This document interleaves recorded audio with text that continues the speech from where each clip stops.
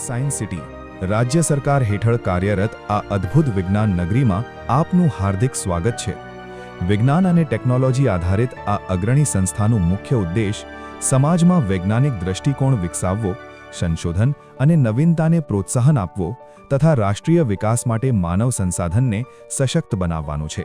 Gujarat science city તમામ વયજૂથના મુલાકાતીઓમાં વિજ્ઞાન પ્રત્યે રસ અને સમજ વિકસાવે છે।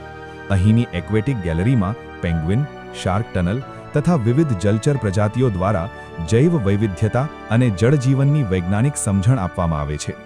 રોબોટિક ગેલેરીમાં આધુનિક રોબોટિક્સ, ઓટોમેશન અને આર્ટિફિશિયલ ઇન્ટેલિજન્સના મૂળભૂત સિદ્ધાંતોને ઇન્ટરેક્ટિવ મોડેલ્સ દ્વારા સરળ અને અસરકારક રીતે રજૂ કરવામાં આવ્યા છે।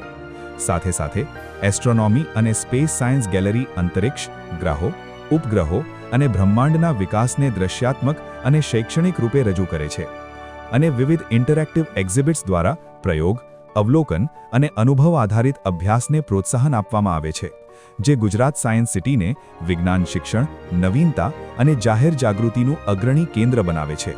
વર્લ્ડ ફોરેસ્ટ ડેના અવસર પર ગુજરાત સાયન્સ સિટી ખાતે વૃક્ષારોપણ કાર્યક્રમ યોજાયો।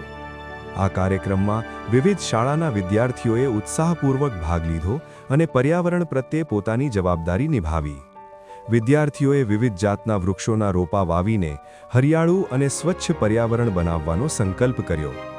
આ અવસર પર શિક્ષકો અને સાયન્સ સિટીના અધિકારીઓએ વિદ્યાર્થીઓને વૃક્ષોના મહત્વ વિશે માહિતગાર કર્યા અને પર્યાવરણ સંરક્ષણ માટે પ્રેરિત કર્યા।